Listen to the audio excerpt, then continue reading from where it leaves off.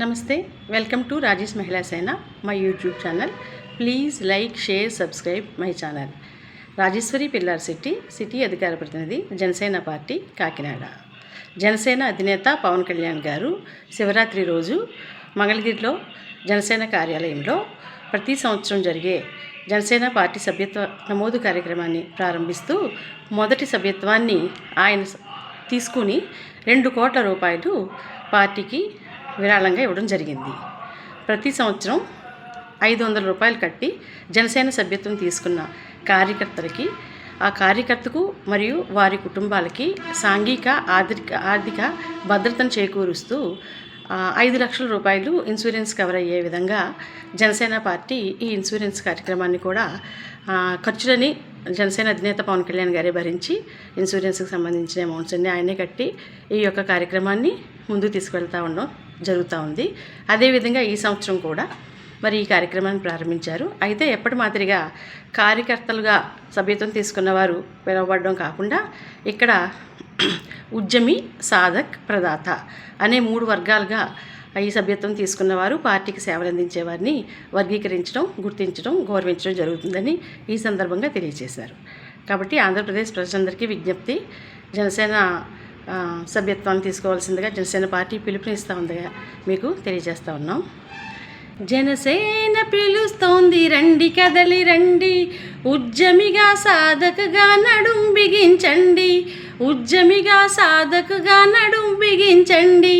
జనసేన పిలుస్తోంది, రండి కదలి రండి, ప్రదాతలై జనసేనకు పునాదులవ్వండి, ప్రదాతలై జనసేనకు పునాదులవ్వండి. సేనాని ఆశయాన్ని ముందుకు నడిపిద్దాం, ఆంధ్రప్రదేశ్ భవితకు నిర్మాణం చేసేద్దాం, నవ్యాంధ్రప్రదేశ్ ప్రగతికి సోపానం వేసేద్దాం. జనసేన పిలుస్తోంది, రండి కదలి రండి, ఉద్యమిగా సాధకగా నడుం బిగించండి, ప్రదాతలై జనసేనకు పునాదులవ్వండి. నమస్తే.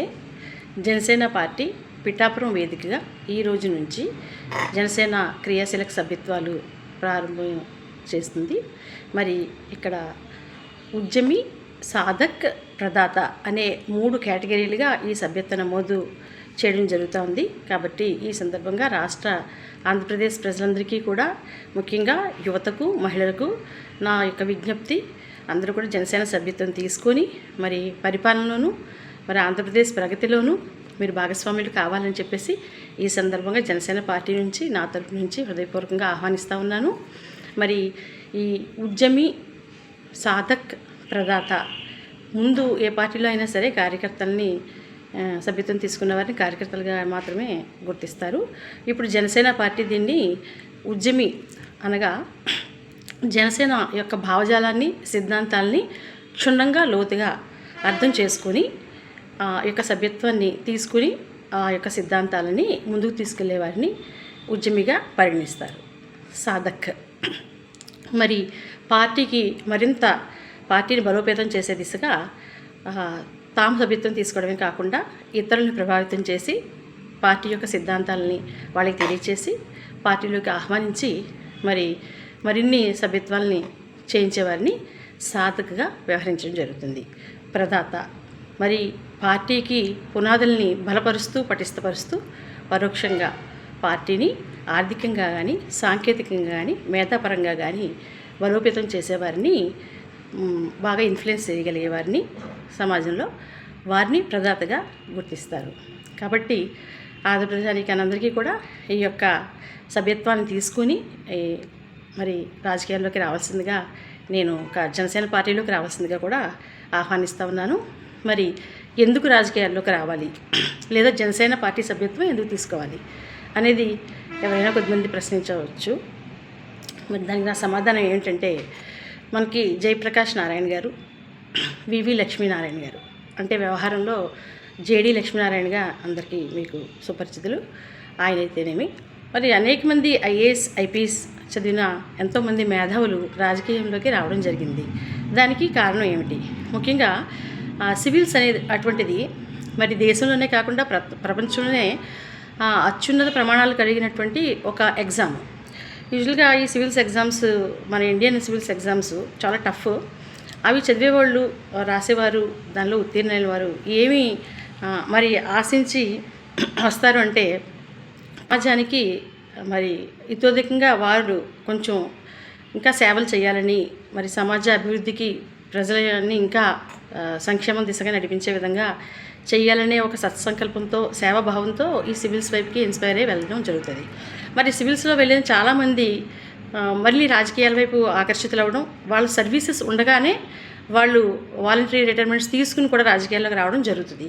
ఎందుకు అంటే, ఇక్కడ ఒక ఉద్యోగస్వామ్యం ద్వారా కంటే కూడా మరి పాలనా సంక్షేమం కానీ, ప్రజా సంక్షేమం కానీ ఇవన్నీ చేయాలంటే శాసనాలు రూపకర్తలుగా మారాలి, చట్టసభల్లోకి వెళ్ళగలగాలి.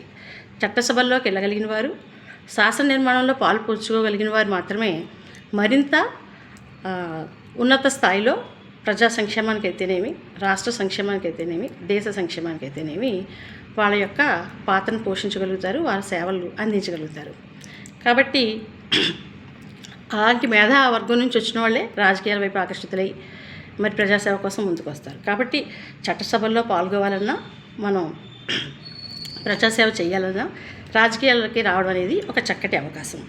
అయితే రాజకీయ చైతన్యం అనేది యువతకి ముఖ్యంగా ఎక్కువగా ఉండాలి. రాజకీయ చైతన్యవంతం లేని రోజు మన హక్కులేంటి, మన బాధ్యతలేంటి, మన విధులేంటి, మనం దేన్ని ప్రశ్నించాలి, ఈ సమాజంలో అవినీతి అన్యాయాలు జరుగుతున్నప్పుడు ఎలా ప్రశ్నించాలి, ఎలా ధిక్కరించాలి, అంతేకాకుండా ప్రజలకి మనకున్న దేశంలో ఉన్న లేదా రాష్ట్రంలో ఉన్న వనరులు వాటిని వినియోగించుకుని మరలా ప్రజలకి అట్టడుగు వర్గాల నుంచి కూడా మరి కూడు గూడు గుడ్డ అందించడం ఎలాగా, వారికి అనేక సంక్షేమ పథకాలు అందించడం ఎలాగా, ఉన్న వనరులన్నింటినీ కూడా వినియోగించుకుని సంపదను సృష్టించడం ఎలాగా, ఇవన్నీ చేయాలంటే రాజకీయాల్లోకి వస్తే అదొక మంచి ప్లాట్ఫామ్గా ఉంటుంది. కాబట్టి ముఖ్యంగా విద్యార్థి దశ నుంచి కూడా మరి మెజర్స్ అయిన అందరూ 18 సంవత్సరాలు నిండిన యువతీ యువకులందరూ కూడాను రాజకీయాల్లోకి రావాల్సింది గాను, జనసేన పార్టీని మంచి ప్లాట్ఫామ్గా తీసుకోవాల్సింది గాను, ముఖ్యంగా మహిళలకు కూడా మరి మనకి 33% రిజర్వేషన్స్ రాజకీయంగా కల్పించబడ్డాయి. ఈ సందర్భంగా రాజకీయాల్లోకి వచ్చి మరి జనసేన పార్టీలోకి వచ్చి ఈ అవకాశాన్ని వినియోగించుకుని మీ యొక్క సేవల్ని మరి దేశానికి, రాష్ట్రానికి అందించవలసిందిగా ఈ సందర్భంగా ఆహ్వానం చేస్తూ ఉన్నాను. మరి అంతేకాకుండా జనసేన పార్టీ అధినేత మీ అందరికీ తెలుసు, ₹1 అవినీతి మరక అంటున్నటువంటి నాయకుడు. ఆయన ధనాన్నే ప్రజలకు వినియోగిస్తూ ఉన్నారు.